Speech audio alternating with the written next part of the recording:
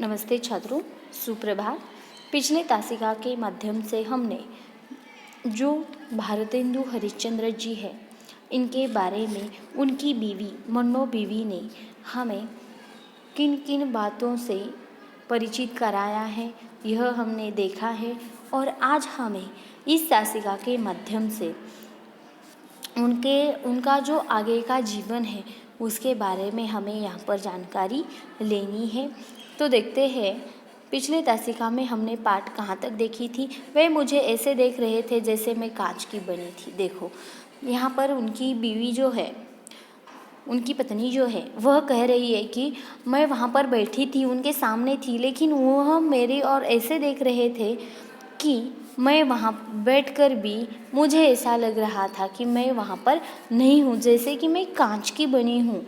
आगे ध्यान दीजिए छात्रों, व्यक्ति का जीवन वही तो नहीं है जो उसके बाह्य से झलकता है। कवि हृदय थे, अंत कविता लिखते थे, वैभव था इसीलिए दान देते थे, सुलझे हुए थे, अंत देशभक्त थे, और फिर शाह खर्ची थी इसीलिए कि पिता की यह परंपरा थी, प्रसिद्ध हो गए थे। अंत देश के बड़े बड़े पदाधिकारी, राजा और प्रसिद्ध लोग उनसे मिलते थे, वे नाटक करते थे, लिखते थे। इतना तो अधिक नहीं है, जिए ही कितने 34 बरस 4 महीने। देखो, यहाँ पर राघव जी का कहना है कि जिस तरह से आदमी ऊपर से या बाह्य रूप से दिखता है, इस तरह से वह अंदर से कुछ और होता है, अंदर से यानी कि मन से कुछ और होता है। इसीलिए उसे कई सारी प्रसिद्धियाँ प्राप्त होती हैं, और इनकी जो प्रसिद्धियाँ, इन्हें बहुत सारी प्रसिद्धियाँ मिली है। यह दानशूर थे, देशभक्त थे, और जो इनकी परंपरा थी कि दान देना या दूसरों के लिए काम करना, यही जो परंपरा है इन्होंने आगे बढ़ाई है, इसीलिए वे प्रसिद्ध हो गए थे। अंत बड़े बड़े पदाधिकारी, राजा और प्रसिद्ध लोग जो है यह इनसे मिलते थे। और एक बात, वे नाटक भी करते थे और लिखते थे भी। नाटक लिखना और करना, ये दोनों भी काम क्या करते थे। और इतना करते करते वह जिए ही कितने 34 बरस 4 महीने तक ही। इन्होंने अपने इस अल्प आयु में बहुत सारा काम किया है, इसीलिए वे बहुत प्रसिद्ध हैं, या उन्होंने बहुत सारी प्रसिद्धि पाई है। अध्यापक रत्नहास ने पुस्तक बंद करते हुए कहा, यह था भारतेंदु का वह उदय का समय जब वे तरुण हो चुके थे। आपने देखा, वह एक साथ ही कितने काम करते थे। वे लेखक थे, पत्रकार थे, और इसके अतिरिक्त समाज के दैनिक जीवन में उनकी कितनी दिलचस्पी थी। उस समय डेबेटिंग क्लब और यंग मेंस एसोसिएशन खोलकर उन्होंने मुख हुए देश को वाणी और स्फूर्ति देने की चेष्टा की। दवाखाना खोलते समय उनके मन में देश की गरीब जनता के प्रति वैसा ही प्रेम था जैसा विद्यार्थियों के प्रति था। 19 वर्ष की आयु में उनको महत्वपूर्ण व्यक्ति मान लिया गया था। इसी से उनकी मेधा स्पष्ट हो जाती है। देखो, यहाँ पर कहते हैं कि यह जो ऊपरी बताया है वह उनका उदय का समय था, जब वे तरुण थे, तब उन्होंने बहुत सारे काम किए हैं, या वह एक साथ बहुत सारे काम करते थे। यानी कि वे लेखक थे, पत्रकार थे, उसके अतिरिक्त जो दैनिक जीवन है उसमें उनकी बहुत सारी दिलचस्पी थी। उनको दैनिक जीवन में बहुत ज़्यादा लगाव था, या उसमें उन्हें बहुत दिलचस्पी होने के कारण वह दिल से काम करते थे।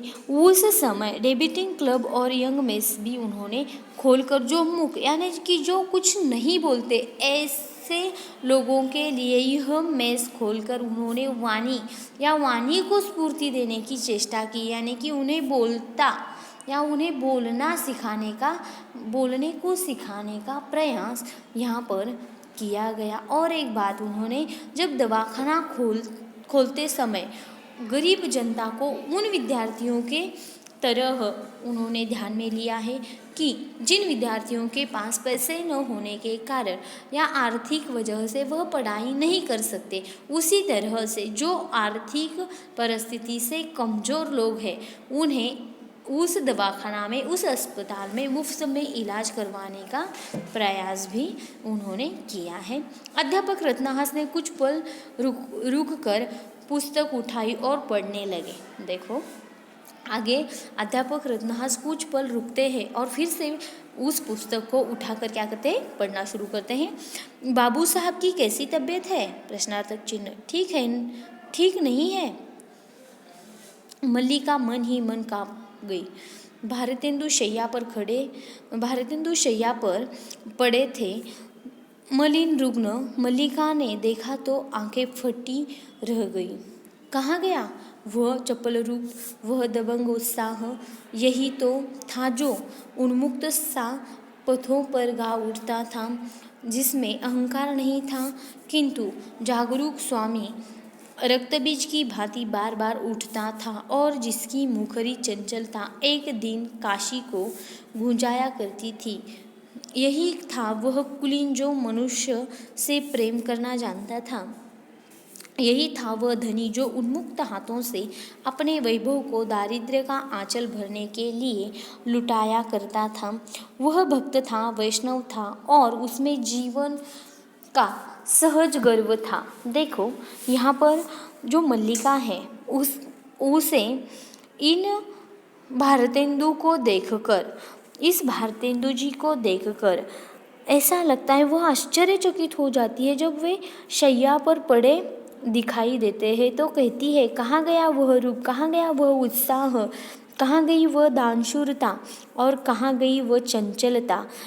अब तुम ऐसे पड़े हो, ऐसे तुम अच्छे नहीं लगते हो। और आगे कहती है कि जो तुम्हारी दानशूरता है या तुम्हारे जीने का जो सहज गर्व है वह एक अलग सा है, या अलग दिखाई देता है, उसकी झलक अलग है। वह इतना प्रचंड था कि उसने अपना महत्व विदेशियों के अधिकारी को भी मनवा दिया था। वह निर्भीक व्यक्ति देश से सुधार करता घूमता था। उसने अतीत के भव्य गौरव का स्वप्न साकार कर दिया था। उसके प्रेम गीतों ने सारे भारत को ढक दिया था। यही था वह जो अपनी खाल बेचने को तैयार था, परंतु याचक से ना नहीं कर सकता था। मल्लिका को वाद्य ध्वनियों में झूमते भारतेंदु का रूप याद आया। सारी रात्रि कविता की बातें करते निकल जाती थी, परंतु इस व्यक्ति ने कभी छोटी बात नहीं की, जैसे वह किसी निम्न कोटि की बात के लिए नहीं जन्मा था। राजा, महाराजा, पंडित सब ने उसे भारतेंदु कहा था। क्यों? क्योंकि वह नेता था। उन्होंने साहित्य, धर्म, देश, दारिद्र्य मोचन और कला और अपमानित नारी के उद्धार के लिए अपना सर्वस्व न्यौछावर कर दिया था। क्या वह मनुष्य था?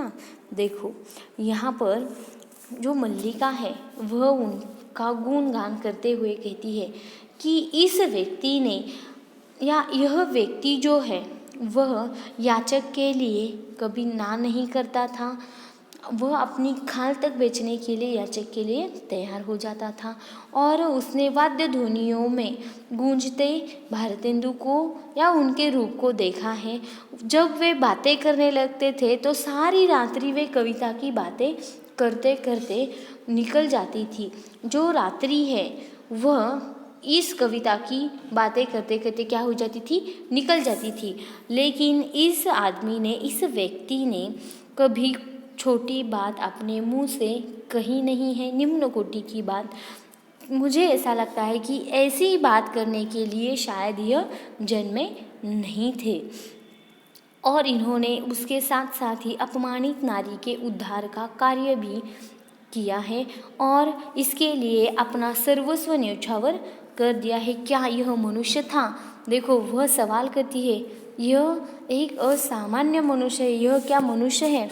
सब के लिए इसने क्या किया है, कार्य किया है, अपना सर्वस्व न्यौछावर कर दिया है और आज वह मलिन सा पड़ा है।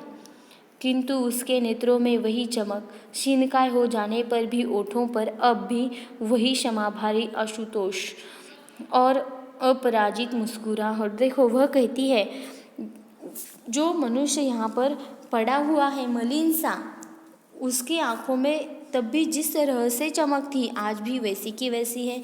उसकी हंसी, उसकी मुस्कुराहट उसी तरह से है, और उसकी जो आंखें हैं वह क्षमा भरी, क्षमा करने वाली जो आंखें हैं आज भी वैसी की वैसी है। मल्लिका चिल्ला पड़ी, स्वामी, और दारुण वेदना से भारतेंदु के पांव पकड़कर फूट कर रोने लगी। देखो, मल्लिका अचानक से चीख पड़ती है, स्वामी, और दारुण वेदना से, अतिशय वेदना भरे वह क्या होती है कि फूट फूट कर रो पड़ती है। आखिरी भाग है, आखिरी हिस्सा पाठ का। अध्यापक रत्नहास ने देखा, लोगों की आंखें गीली हो गई थी। उसने कहा, और उसके बाद किंतु एक व्यक्ति उठ खड़ा हुआ। उसने धीरे से कहा, उसके बाद सब जानते हैं अध्यापक महोदय। देखो, जब एक सब यह सारा सुनने के बाद जब अध्यापक रत्नहास ने देखा तो सबकी आंखों में पानी आया था, अब आंखें गीली हो चुकी थी। तो अचानक से एक आदमी धीरे से खड़ा हो जाता है, उठकर कहता है, इसके बाद क्या हुआ?